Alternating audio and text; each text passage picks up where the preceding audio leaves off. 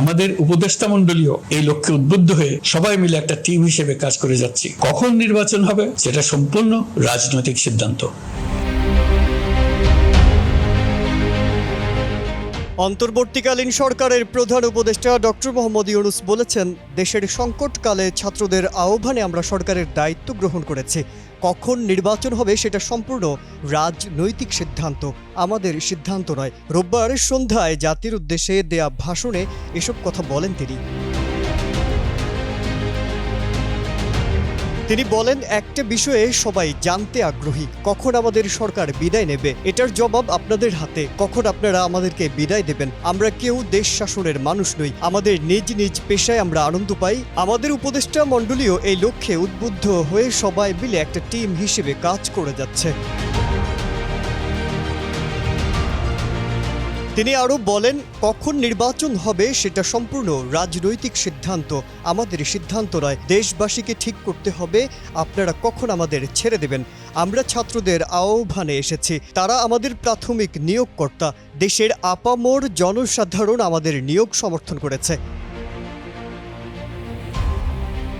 আমরা ক্রমাগতভাবে সবাইকে বিষয়টি স্মরণ করিয়ে যাব, যাতে হঠাৎ করে এই প্রশ্ন উত্থাপিত না হয়, আমরা কখন যাব। তারা যখন বলবে আমরা চলে যাব। ডক্টর ইউনূস বলেন, আমরা সংস্কারের অংশ হিসেবে নির্বাচন কমিশনকেও সংস্কার করব।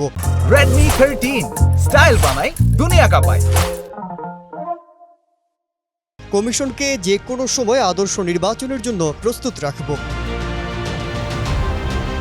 ডক্টর ইউনূস আরও বলেন, একটা বিশেষ ব্যাপারে আমরা আপনাদের সহযোগিতা চাচ্ছি। আমাদের দায়িত্ব গ্রহণের পর থেকে প্রতিদিন সচিবালয়ে, আমার অফিসের আশেপাশে, শহরের বিভিন্ন স্থানে সমাবেশ করা হচ্ছে। গেল 16 বছরের অনেক দুঃখ কষ্ট আপনাদের জমা আছে, সেটা আমরা বুঝি। আমাদের যদি কাজ করতে না দেন তাহলে এই দুঃখ গোছানোর সব পথ বন্ধ হয়ে থাকবে।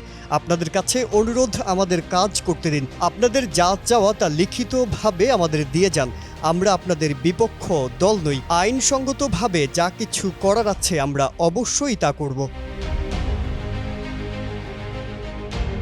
তিনি বলেন, আমাদের ঘেরাও করে আমাদের কাজে বাধা দেবেন না। সবাই মিলে তাদের বোঝান, তারা যেন এ সময় তাদের অভিযোগের প্রতি দৃষ্টি আকর্ষণের জন্য আমাদের দৈনন্দিন গুরুত্বপূর্ণ কাজে বাধা না দেন। এদিকে ডক্টর ইউনূস আরও বলেন, দেশপ্রেমিক সেনাবাহিনী, পুলিশ, বিজিবি, র্যাবকে গুম ও নির্যাতনের কাজে লাগিয়ে তাদের কলঙ্কিত করা হয়েছে জানিয়ে অন্তর্বর্তীকালীন সরকারের প্রধান উপদেষ্টা ডক্টর মোহাম্মদ ইউনূস বলেছেন, আমরা অপরাধীদের চিহ্নিত করতে চাই এবং তাদের শাস্তি দিতে চাই।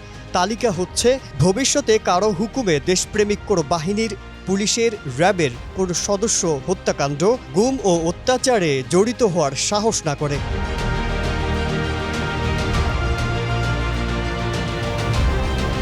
মাজহারুল আলম, কালের কণ্ঠ।